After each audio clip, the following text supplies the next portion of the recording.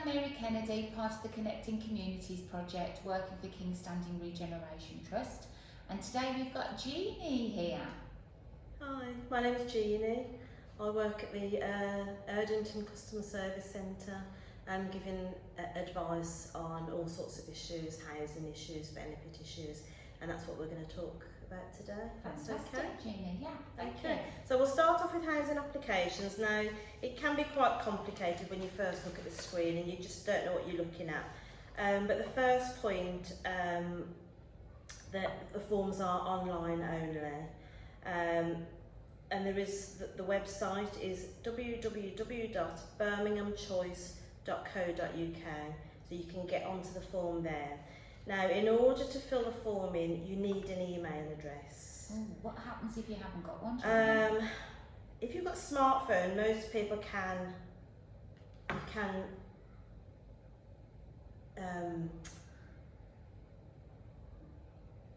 You can create one. Yeah. You can create one if you've got one. If not, if you've got a family member, friends, you can, if you're okay with that, you can use theirs, because most correspondence now will come through an email address. Right.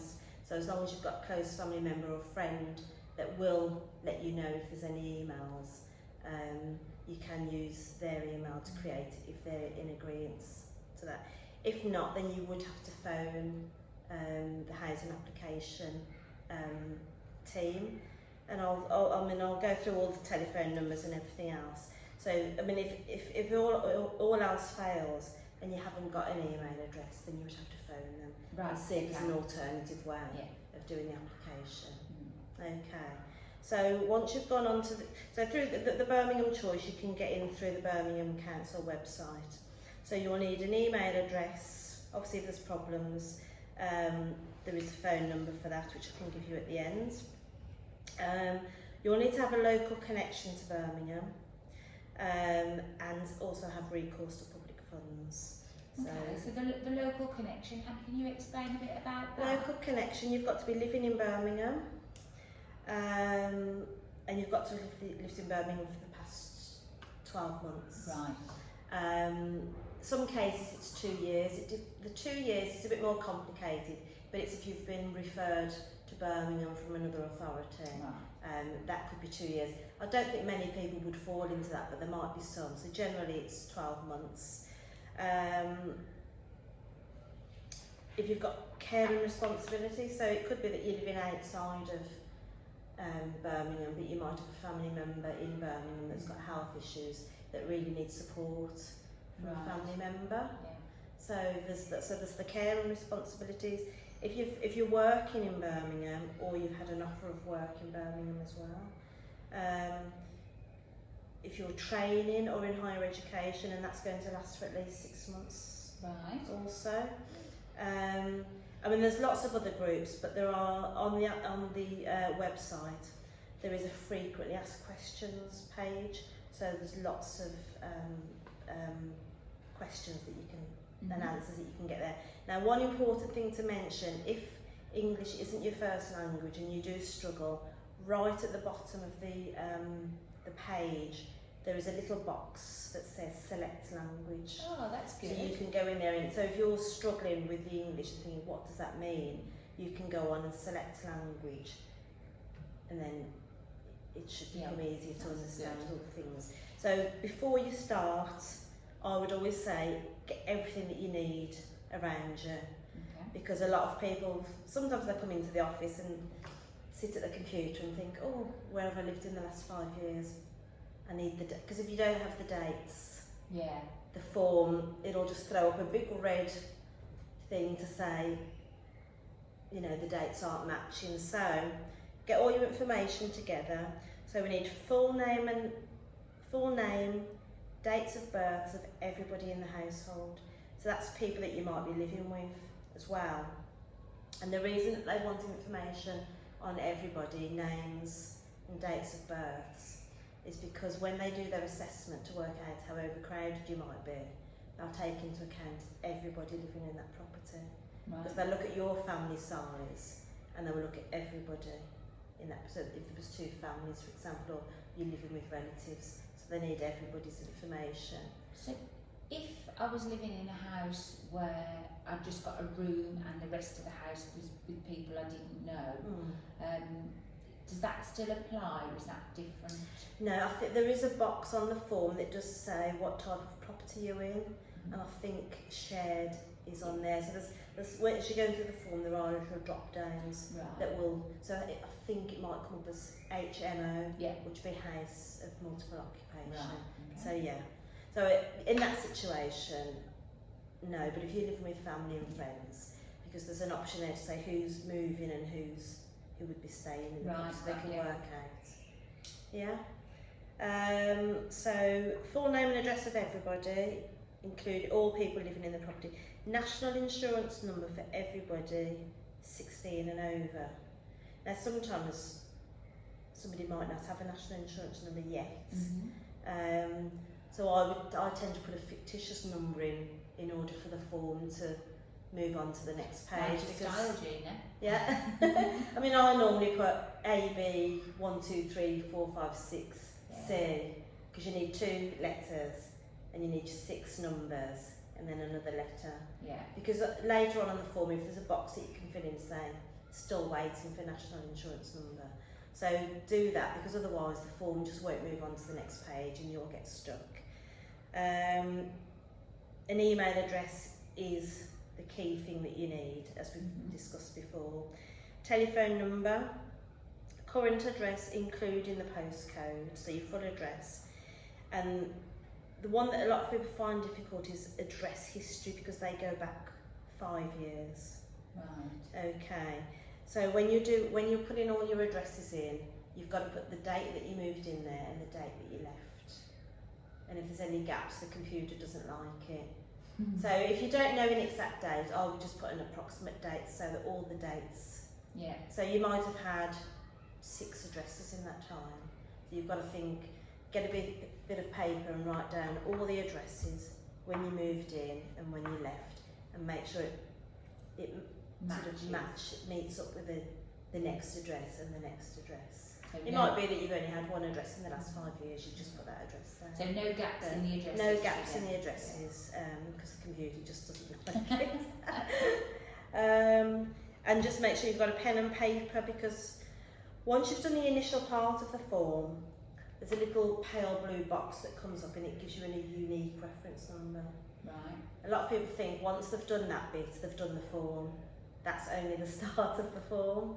So that unique reference number will be your number that you use in future, in order to go into that form. So you might be that you've filled in part of the form and you can't remember. You can save it and go back into it. So you use that unique. So once that unique number has been created, it will give you the opportunity. It does ask for national insurance number as well, and it also asks you to set a password. Right. So you'll use your unique reference number, you'll use your password and your memorable dates in order to get into the form. Right. Okay. Okay. So when you've registered, it will be shown a unique number which you'll use to log into your account with a memorable date and a password. When the initial part of that form is done, you have to click on apply for social housing. So as I say, some people think, well, I've answered loads of questions now, who's in the property, that's it. But you've got to click on apply for social housing, and it normally takes about 60 minutes to do the form. Oh, wow. Obviously depending on how many children you've got, who else is included, it can take long because you've got to type names, dates of birth. So do people come to the office and spend some time on the computer doing it themselves? Yes. And how many offices are there? There's only 2 offices now where you can walk into without an appointment. Obviously with COVID, I think we can have about 20 people sitting in the waiting room. We used to have 3 computers, but I think it's going down to 2 so that people have got space between the 2 computers. There's going to be hand sanitisers and wipes if people want to come into the office to use computers if they haven't got one at home. You can do it on your phone, on your smartphone. But I think it's more difficult on a small Yeah. device, to be honest. Yeah. It's better to be sitting at a computer if you can. Don't know how it's all going to work once we're back in the office. Because sometimes we'd sit with people and help them, Yeah. but we might not be able to do that. I think if somebody does need help with the form, if they've just tried it themselves and just can't get on with it, they can book an appointment with us. Okay.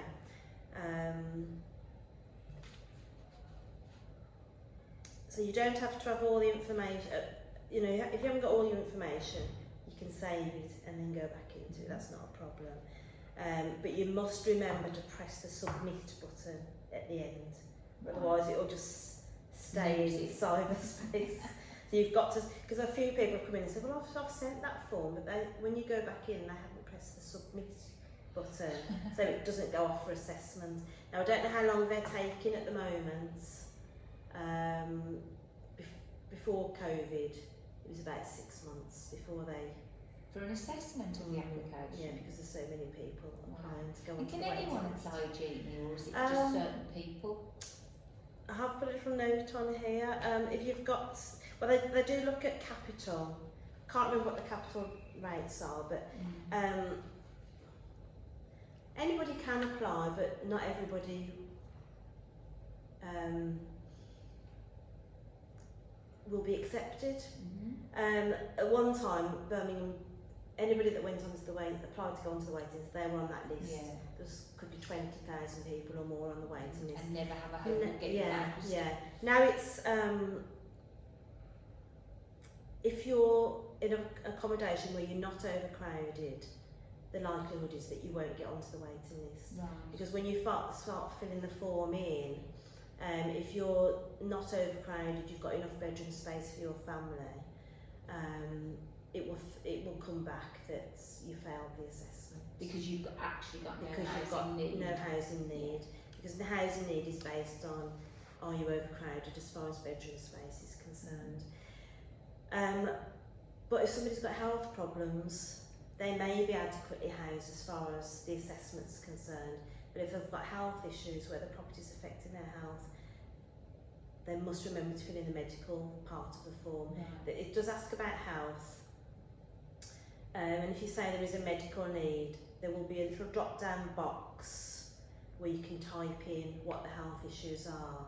Now, they will come back to you on that one. Okay. So once your application's gone off and it has been assessed, you will get emails back asking about health issues. So maybe if you've got any doctor's letters, appointment letters, any list of medication, any benefits that you're on because of your health issues, make sure you keep all of those. Presumably you can upload those documents to support your application. Yeah. But normally you would wait for them to come back. So with the housing application, don't think I've got to get all this information ready straight away to send, because that's not the case. Get the form sent, and then if they want any information, there are certain parts on the form where you can upload information if you've got the facility. If you haven't, just wait for them to come back to you and say, we need this, this and this. Right. So don't panic thinking I've got to get everything together, because at one time when it was a paper form, they had to bring everything into the office and it had to all be copied and sent with the form. That's not the case now. Right. Because lots of information they can find online as well. Oh. Depending on what it is, it could be, I suppose if they've applied for housing benefit, yeah, there might be links there. The documents will already be check, there. Information.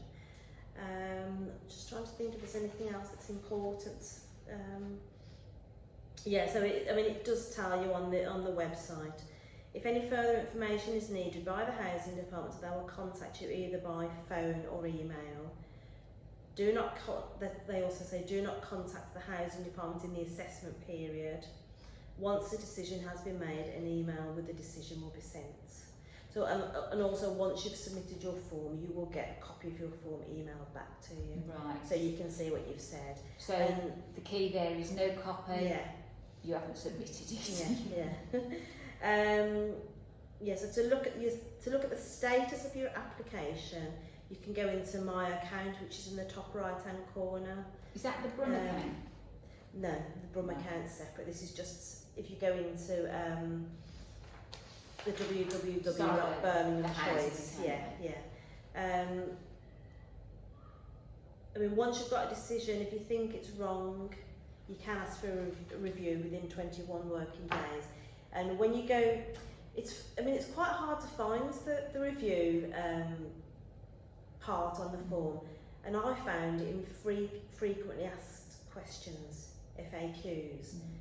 When you go in, there's lots of questions that people might have, and there's like a little blue link that said review.